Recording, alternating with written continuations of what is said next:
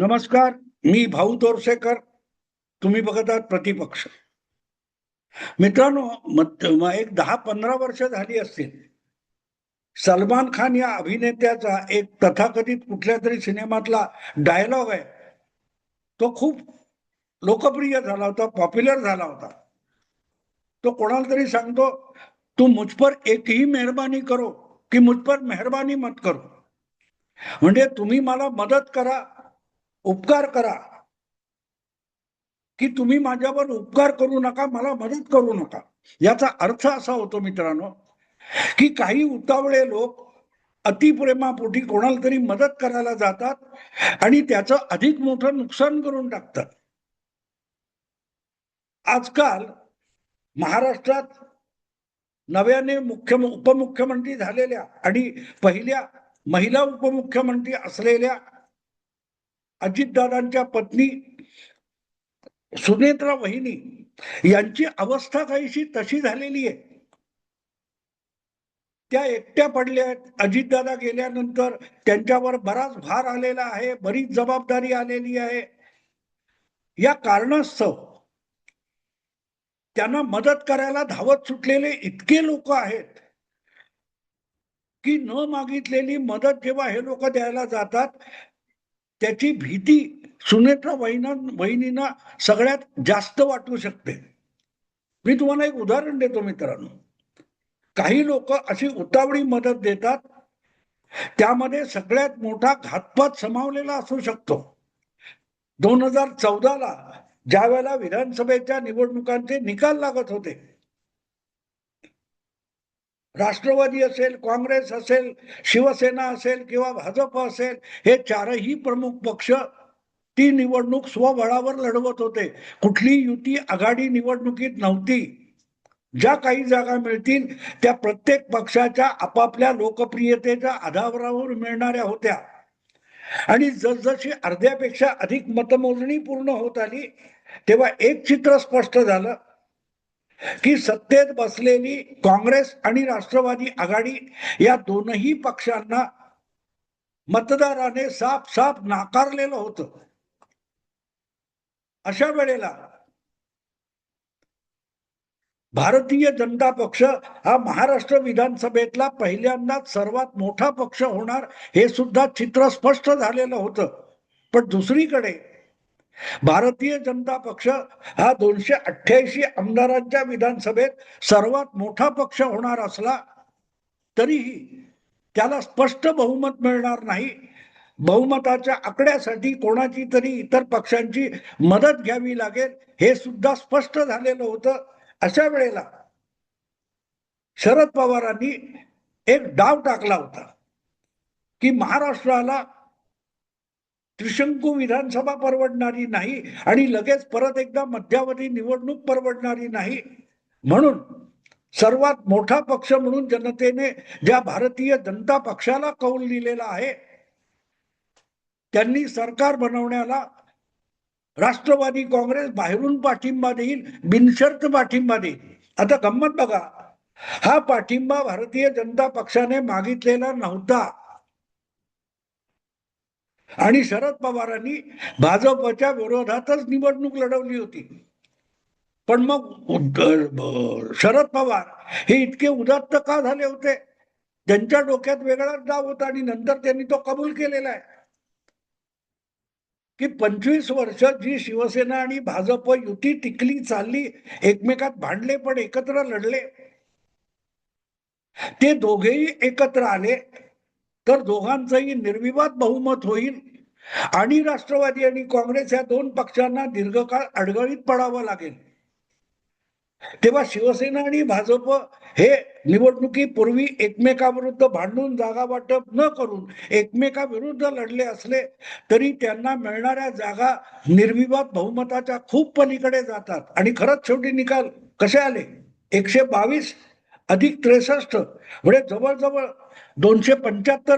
175 वगैरे जागा या दोन पक्षांना मिळालेल्या होत्या. त्यामुळे ते एकत्र येणार, समविचारी नैसर्गिक मैत्री, नैसर्गिक विचारधारा वगैरे ह्या तत्वावर ते एकत्र येऊन सरकार बनवू शकत होते. पण त्याच्यात बिब्बा घालणं यासाठी शरद पवारांनी भाजपला मदतीचा हात पुढे केला होता. आणि नंतर त्यांनी सांगितलं की सरकार बनवण्यासाठी उद्धव ठाकरे आणि फडणवीस यांच्यात जी काही बोलणी होतील त्यामध्ये उद्धव ठाकरे यांचं पारडं जड आहे, कारण बहुमतासाठी भाजप लंगडा आहे. तर अधिकाधिक किंमत वसूल उद्धव ठाकरे करू शकतात. तर उद्धव ठाकरेंची सौदेबाजी किंवा बार्गेनिंग पॉवर कमी व्हावी म्हणूनच आपण ती खेळी केली होती. म्हणजे पाठिंबा दिला होता का नाही, पाठिंबा देण्याची शरद पवारांनी खेळी केली होती किंवा मदत करतो असं जगाला दाखवलं. पण प्रत्यक्षात त्या मदतीमध्ये एक घातक डाव होता. आणि ही गोष्ट आपण लक्षात घेतली पाहिजे की न मागता जेव्हा कोणीतरी तुमच्याविषयी फार उमाळा आल्यासारखं मदतीला धावून येतं, तेव्हा चिंता करा की हा खरोखर मदतीला आलाय की तो विश्वासात घेऊन घात करायला आलेला आहे. आणि ज्या वेळेला तुम्ही प्रचंड दुःखात असता, प्रतिकूल परिस्थितीमध्ये असता, अशा वेळेला तुमच्या मदतीला धावून येणारा माणूस हा तपासून घ्यावा लागतो. अदरवाईज तो तुमच्या फार मोठा घात करण्याची शक्यता असते. कारण एक तर तुम्ही त्यावेळेला नाजूक आणि दुबळे असता, प्रतिकूल परिस्थितीमध्ये भावनांमुळे अशा वेळेला घात सहजगत्या होऊ शकतो. आणि म्हणून समोर मदतीला धावून येणारा हा प्रत्येक जण प्रामाणिकपणे मदत करायला आलेला नसतो, तर आपला कुठला तरी स्वार्थ साधण्यासाठी धावून आलेला असतो. सध्या तुम्हाला माहितीये 28 जानेवारीला जी विमान अपघाताची आकस्मिक घटना घडली, त्यामध्ये महाराष्ट्राचे तत्कालीन उपमुख्यमंत्री अजितदादा पवार यांचं आकस्मिक निधन झालं, भीषण निधन झालं. आणि त्यामुळे त्यांच्या पत्नी आणि 2 मुलं यांच्यावर दुःखाचा डोंगर कोसळलेला आहे. आणि त्यातून एका बाजूला घर सांभाळणं, एका बाजूला आपलं कुटुंब सांभाळणं, आणि पतीने जी राजकारणाची जबाबदारी घेतलेली होती त्यातून तो उठून गेल्यानंतर त्या राजकारणी त्या पक्षाचा संसार सांभाळणं, अशी प्रचंड जबाबदारी एक गृहिणी म्हणून काम केलेल्या सुनेत्रा वहिनींवर येऊन पडलेली आहे. आणि अशा वेळेला बिचारी बिचारी बिचारी म्हणून त्याच्या मदतीला धावलेले जे लोक आहेत त्यांना म्हणूनच चाळणीतून तपासून घ्यावं लागतं. आणि मग यात कोण खरा आहे, कोण खोटा आहे, कोण किती प्रामाणिकपणे आपल्या मदतीला आलेला आहे आणि कोण आपला डाव साधायला तिकडे धावून आलेला आहे. मी याविषयी वारंवार गेल्या महिन्याभरात विवेचन केलेलं आहे. सगळ्यात पहिल्यांदा त्या दुसऱ्या दिवशी 24 तासात अजितदादांच्या मृत्यूनंतर त्यांचा जो अंत्यसंस्कार चालू होता त्यामध्ये ज्या प्रकारे प्रियाताई वागत होत्या त्यांच्या देहबोलीवरून काहीतरी विचित्र घडतंय हे जाहीरपणे बोलण्याची हिंमत मी केली होती. त्यानंतरच्या काळात ज्या शरद पवार गटातून बाहेर पडून, शरद पवार पक्षातून बाहेर पडून अजितदादांनी आपली वेगळी चूल थाटली, त्या शरद पवार गटातले नेते प्रवक्ते ज्या प्रकारे 2 पक्षांच्या विलिनीकरणाचा डंका पिटायला लागले, ते दुसरं पाऊल होतं. दुसरं पाऊल होतं की आता कोण सांभाळणार. म्हणजे जणू काय अजितदादांनी बाहेर पडल्यानंतर जो पक्ष उभा केला, परत एकदा 40-41 आमदार निवडून आणले, ते अजितदादा वगळता त्यांच्या पक्षात सगळे दगड-धोंडे भरलेले होते. अजितदादा गेल्यानंतर आता त्यांचा पक्ष कोण सांभाळणार. शरद पवारांविरुद्ध बंड करताना ज्या सुनील तटकरेंनी, ज्या प्रफुल्ल पटेलांनी, ज्या छगन भुजबळनी अजितदादांना साथ दिली ते सगळे नालायक होते. आणि ज्यांनी साथ दिली नाही त्या सुप्रियाताई असतील, तुमचा रोहित दादा असतील किंवा जयंत पाटील असतील, जितेंद्र आव्हाड असतील, शशिकांत शिंदे असतील, हे मात्र अजितदादांचा पक्ष सांभाळू शकतात. काय नॅरेटिव्ह पुढे आणला बघा. ज्यांनी पक्ष अजितदादांसोबत राहून शरद पवारांची पंगा घेऊन उभा करण्यामध्ये अजितदादांना मदत केली, ते पक्ष चालवायला नालायक आहेत किंवा ते पक्ष बळकावतील. अरे मग अजितदादा वेगळे झाले तेव्हा जयंत पाटील, रोहित दादा, शशिकांत शिंदे, जितेंद्र आव्हाड हे सुद्धा अजितदादांबरोबर गेले असते तर सुनील तटकरे, प्रफुल्ल पटेल इतके मोठे झाले नसते. ज्या आत्मविश्वासाने अजितदादांनी आपल्या काकांची साथ सोडली, तेव्हा त्यांच्याबरोबर जे आले त्यांनी अजितदादांवर विश्वास ठेवला होता आणि अजितदादांनी त्यांच्यावर विश्वास ठेवून हा वेगळा पक्ष उभा केलाय. आणि त्यावेळेला अजितदादांचा पक्ष कसा टिकणार नाही, त्याला ते चिन्ह मिळू नये, त्याला ते नाव मिळू नये, त्याला मतं मिळू नये, म्हणून ज्यांनी आटापिटा केला ते युगेंद्र पवार, ते रोहित दादा आज अजितदादांचा पक्ष सांभाळणार. अजब गोष्ट आहे. म्हणजे भारताची सुरक्षा व्यवस्था बांगलादेश किंवा पाकिस्तानच्या सेनेकडे द्यावी, कारण भारताच्या सेनेला किंवा भारताच्या सेनेमुळे भारताला धोका आहे, या स्वरूपाचं जे काय विवेचन असतं त्या प्रकारचंही विवेचन झालं. आणि हे सगळं राजकारणापासून अलिप्त राहून सुनेत्रा वहिनी डोळसपणे बघत होत्या. सुनेत्रा वहिनी राजकारणातल्या स्पर्धक नव्हत्या. त्यामुळे सुप्रिया ताई असोत, रोहित पवार असोत, युगेंद्र पवार असोत, यापैकी कोणालाही कधी सुनेत्रा वहिनींची भीती वाटली नाही. कारण वेळ आली तर सुनेत्रा वहिनीला आपण असं चुटकी सरशी गुंडाळू शकतो याचा प्रत्येकाला आत्मविश्वास होता. आणि या प्रत्येकाच्या चाली तुम्हाला आठवत असेल तर लोकसभा आणि विधानसभा बारामतीच्या दोन्ही निवडणुकांमध्ये अजितदादांचा सगळा पवार परिवार हा त्यांच्या विरोधात उभा ठाकला होता. किती भाऊ, किती बहिणी, किती पुतणे, किती भाचे हे अजितदादांना बारामतीतून निवडून आणायला किंवा सुनेत्रा वहिनीला बारामतीतून निवडून आणायला पुढे आले होते. अगदी सख्खा भाऊ श्रीनिवास पवार आणि त्यांचा पुत्र युगेंद्र पवार यांनी बारामतीच्या काय काटेवाडीच्या मंदिरामध्ये ग्रामस्थांची बैठक घेऊन अजितदादा आणि सुनेत्रा वहिनी यांच्या विरुद्ध कसा प्रचार केला होता, व्यक्तिगत दोषारोप करत. काकांची दगाफटका केला, घरच्या मूळ मुख्य पुरुषाची वगैरे वगैरे हे बोलणारे आपल्याला कसं वागवत होते हा अनुभव सुनेत्रा वहिनींनी घेतलेला आहे. अगदी तथाकथित वयोवृद्ध अनुभवी सासरा, 30-35 वर्ष जी मुलगी सून म्हणून आपल्या गावात येऊन राहिली, आपल्या घरात येऊन राहिली, आपल्या परिवारात राहून राहिली, तिला बाहेरची म्हणत होता. असे लोक जर आज सुनेत्रा वहिनीविषयी नको तितकी आपुलकी आस्था दाखवत असतील तर असल्या आस्था आपुलकीची सुनेत्रा वहिनींना जास्त भीती वाटेल. साधी सरळ गोष्ट आहे. यासाठी फार मोठं सायकोलॉजिकल मानसिक विवेचन करण्याची गरज नाहीये. पण या गोष्टी होत असतात मित्रांनो, होत असतात. हा मानभावीपणा सातत्याने चालू असतो.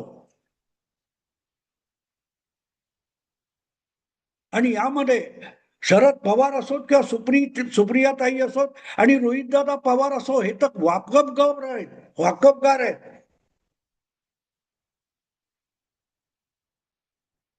आज जय आणि पार्थ ही अजितदादांची मुलं जितकं टाहो फोडून रडताना आपल्या पित्यासाठी दिसत नाही, त्यापेक्षा रोहितदादा रडताना दिसतात किंवा हळहळ व्यक्त करताना सुप्रियाताई दिसतात.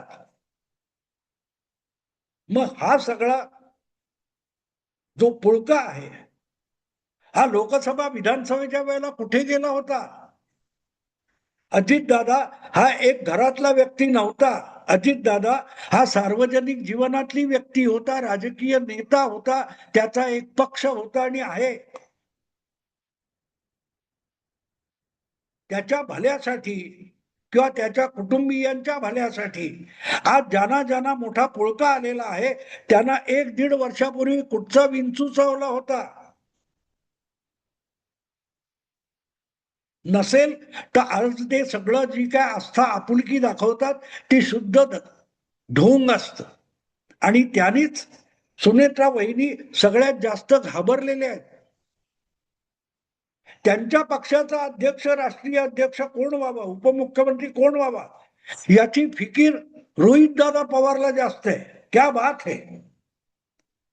अरे आपल्या पक्षासाठी एवढं काम उभं केलं असतं तर आज आजोबाला राज्यसभेत जाण्यासाठी कटोरा घेऊन कोणाचे तरी आमदार शोधायची वेळ आली नसती.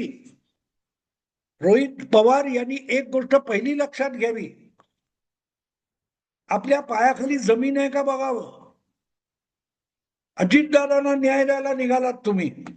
अरे ज्यांना आपल्या घरात अजितदादांना किंवा सुनेत्रा वहिनींना, सुनेत्रा काकींना न्याय देता आला नाही, ते सरकारकडून, कायद्याकडून, न्यायाकडून, तपासातून अजितदादांना आणि सुनेत्रा वहिनींना न्याय द्यायला निघालेत.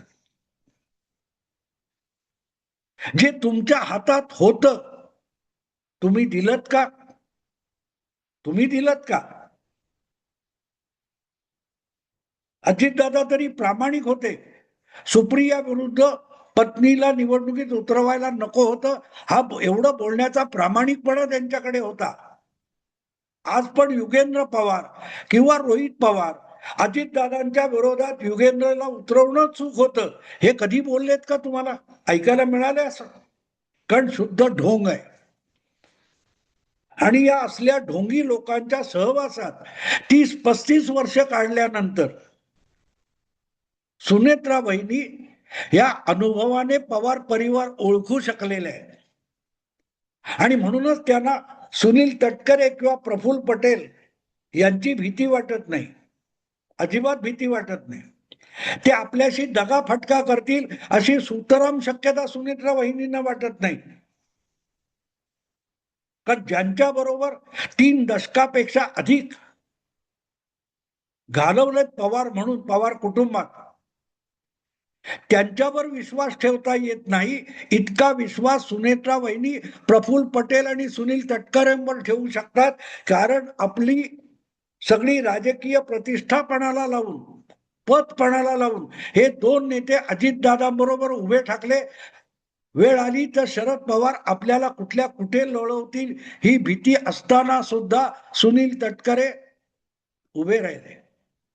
बारामतीची जागा अजितदादांनी लोकसभेची गमावली, पण रायगडची जागा सुनील तटकरेंनी टिकवली. तरी सुनील तटकरेंनी पक्षाचा मोठा नेता होण्याची किंवा अजितदादांना रिप्लेस करण्याची मनीषा बाळगली नाही. त्यांच्यापासून सुनेत्रा वहिनींना धोका नसतो. पण अजितदादांच्या चितेला अग्नी दिला जाण्यापूर्वी ज्यांनी अजितदादांचा पक्ष बळकावण्यासाठी विलिनीकरणाचं नाट्य रंगवलं त्यांच्यापासून आपल्याला धोका आहे हे न समजण्या इतक्या सुनेत्रा वहिनी दुधखोळ्या बिलकुल नाही, बिलकुल नाही. आणि म्हणूनच आज घडीला सुनेत्रा वहिनी घाबरलेले आहेत, नक्कीच आहेत. पण त्या घाबरलेल्या आहेत त्या काटेवाडीतल्या आपल्या परिवाराला घाबरलेल्या आहेत, जो थेट अजितदादांचा परिवार नाहीये, जो शरद पवारांच्या प्रभावाखाली खोटी नाट्य प्रेमाची मोठी नाटकं रंगवतोय. अशा पवार परिवारापासून सुनेत्रा पवार घाबरलेल्या असू शकतात, याविषयी माझ्या मनात शंका नाही. आत्ता थांबतो. आवडलं लाईक करा, शेअर करा आणि प्रतिपक्षाला सबस्क्राईब करा. नमस्कार.